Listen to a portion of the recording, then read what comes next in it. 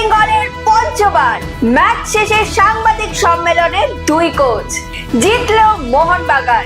সাংবাদিকদের মুখোমুখি দুই প্রতিপক্ষ কোচ। শহরের ম্যাচেও প্রতিষ্ঠা দিবস নিয়ে সাংবাদিক সম্মেলনে লাল হলুদ।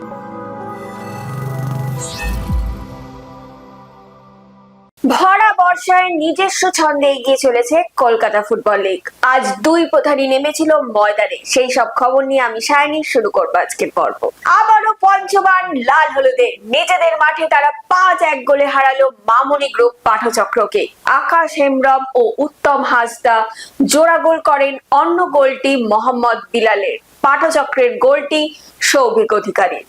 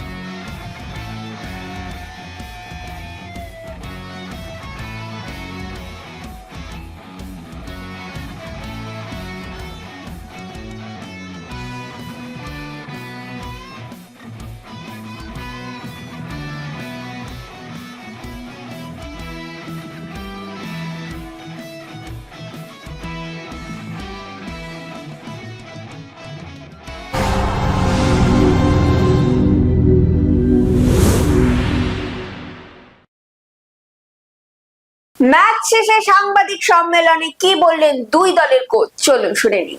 না, নিখুঁত তো হতে পারলো না। দুটো গোল কনসিড করেছি এবং খুব বাজে সময় এক হয়ে গেছে।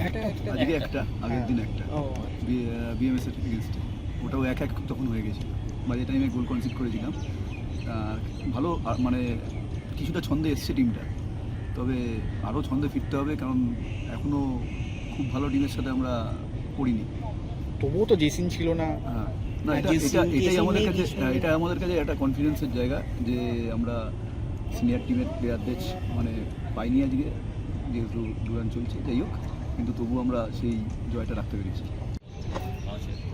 ম্যাচটা সমস্যা হলেও বলতে সিলি মিস্টেক্স, ইন্ডিভিজুয়াল পার্ট থেকে অনেকগুলো সিলি মিস্টেক্স হয়ে ম্যাচটা এরকম জায়গায় চলে গেল। আমরা মোমেন্টাম 1-1 ড্র হওয়ার পরও খেলাটা ঠিকঠাক ছিল, কিন্তু সাডেনলি অনেকগুলো গোলকিপিংও এরার ছিল।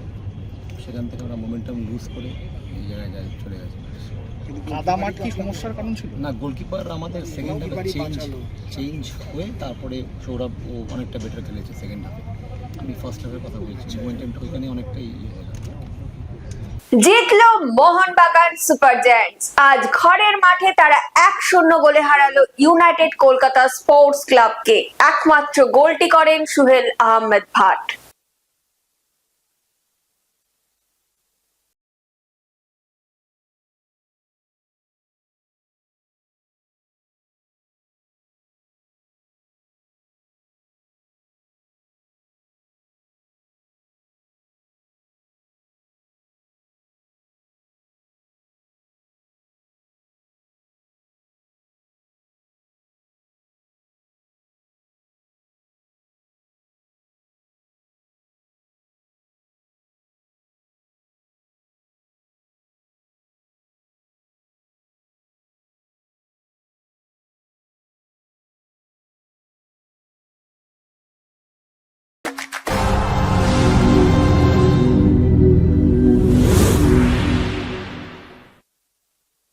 ম্যাচ শেষে সাংবাদিকদের মুখোমুখি কি বললেন দুই কোচ, আসুন দেখে নিই।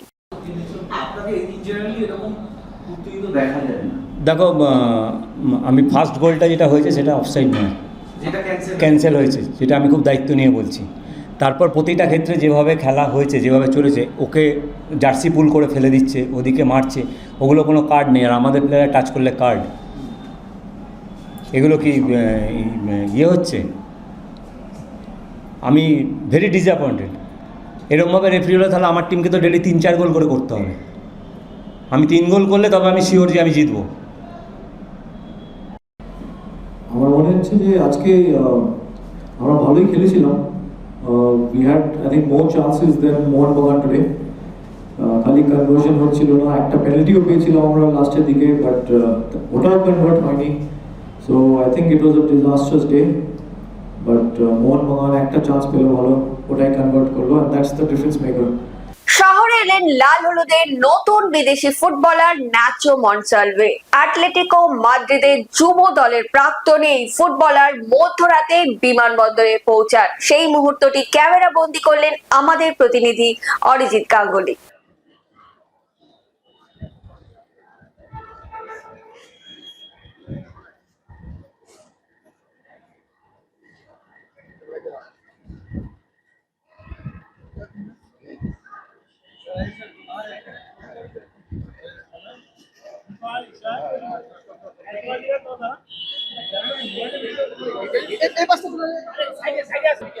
How does it feel to join East Bengal? It's a great opportunity in my life.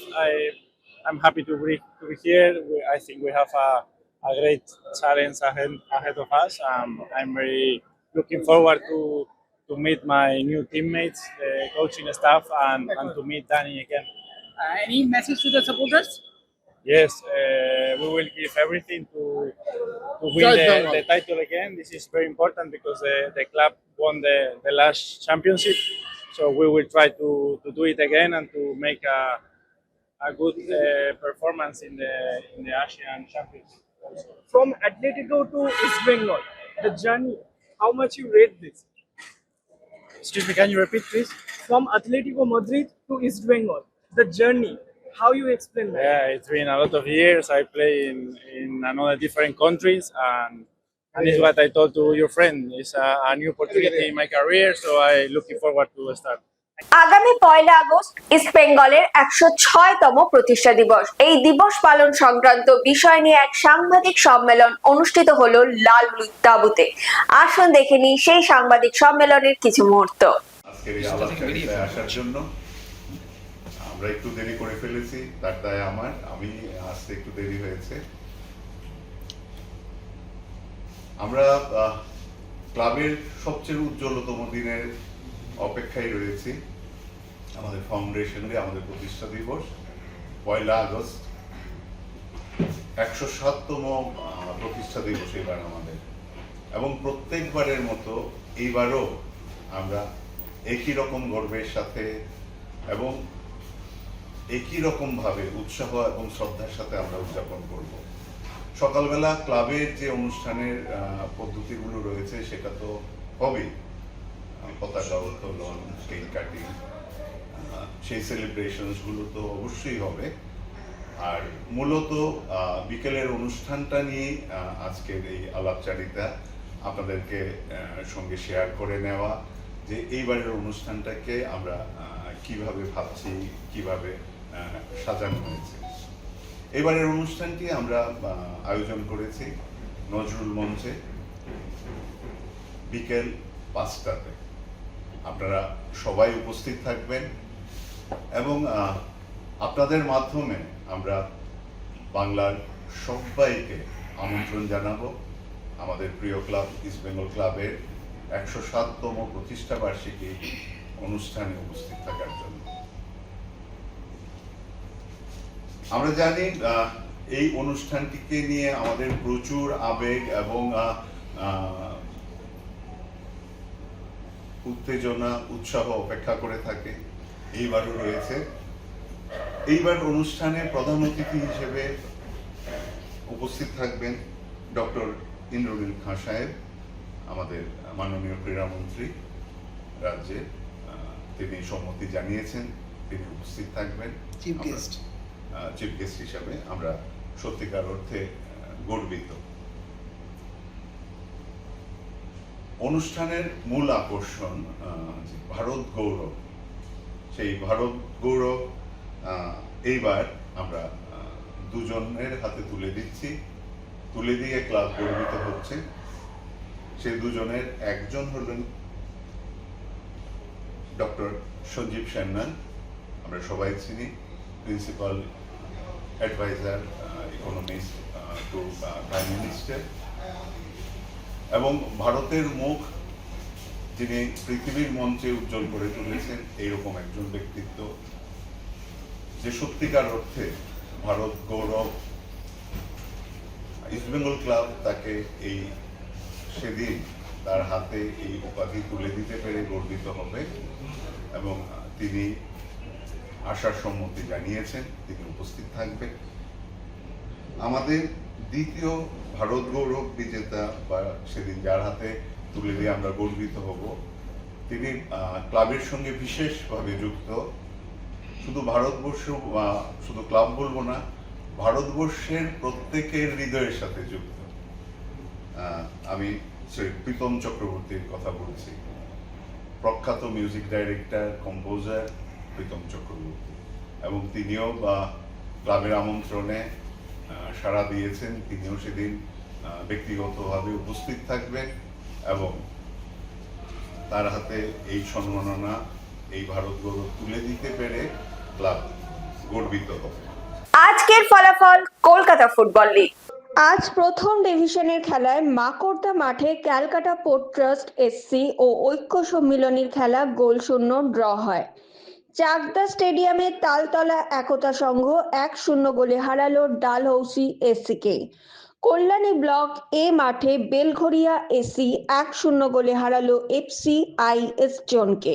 দ্বিতীয় ডিভিশনের খেলায় ডক্টর বি.আর. আম্বেদকর মাঠে ট্যাংরা এফসি 2-1 গোলে হারালো জিএস টালিগঞ্জ অগ্রগামীকে। আরিয়াদহ মাঠে দ্য মুসলিম ইনস্টিটিউট ও জেফা যাদবপুর অ্যাসোসিয়েশনের খেলা 1-1 গোলে ড্র হয়। তৃতীয় ডিভিশনের খেলায় ক্যালকাটা ইউনিভার্সিটি মাঠে এ.আর. নালন্দা বরানগর শিবশঙ্কর এসসি 6-2 গোলে রাখি সংঘকে হারায়। টাউন মাঠে গ্রিয়ার এসসি 1-0 গোলে মৈত্রী সংঘকে হারায়। হাইকোর্ট মাঠে তালতলা ইনস্টিটিউট 1-0 গোলে কালীঘাট ক্লাবকে হারায়। বিজি প্রেস মাঠে জ্যোতির্ময় এসসি 1-0 গোলে আলিপুর এসসিকে হারায়। YMCA মাঠে মনোহরপুকুর মিলন সমিতি 1-0 গোলে হারালো বালি প্রতিভা ক্লাবকে। এখন সময় হয়ে গেছে প্রতিদিনের মতোই ফুটবল কুইজ মগজাস্ত্রের। চলুন তাহলে দেখিনি আমাদের গতকালের প্রশ্নের সঠিক উত্তর। আমাদের গতকালের প্রশ্নের সঠিক উত্তর হলো 2025 সাল। এই প্রশ্নের সঠিক উত্তর দিয়েছেন ফেসবুকে পঞ্চানন দত্ত, ইউটিউবে আক্তার হোসেন। আপনাদেরকে অসংখ্য ধন্যবাদ। এবার চলে আসি আজকের প্রশ্নে। আজকের প্রশ্ন হলো ইস্ট বেঙ্গল ক্লাবের প্রথম সচিব কে ছিলেন? কি উত্তরটা কি আপনাদের জানা? যদি জানা থাকে আপনারা কিন্তু একদমই দেরি করবেন না, ঝটপট লিখে ফেলবেন কমেন্টে। আজকের ভিডিওটি যদি আপনাদের ভালো লেগে থাকে তাহলে কিন্তু অনেক শেয়ার করে দেবেন এবং আমাদের ফেসবুক পেজটিকে ফলো করে দেবেন। বাংলা ফুটবল এরকম আরো খবর জানার জন্য আমাদের ইউটিউব চ্যানেলটিকে সাবস্ক্রাইব করে বেল আইকনটি প্রেস করে দেবেন। আজকের মতো আমি এখানেই শেষ করছি। আবার আপনাদের সঙ্গে দেখা হবে আগামীকাল একটা নতুন পর্বে। শুভরাত্রি।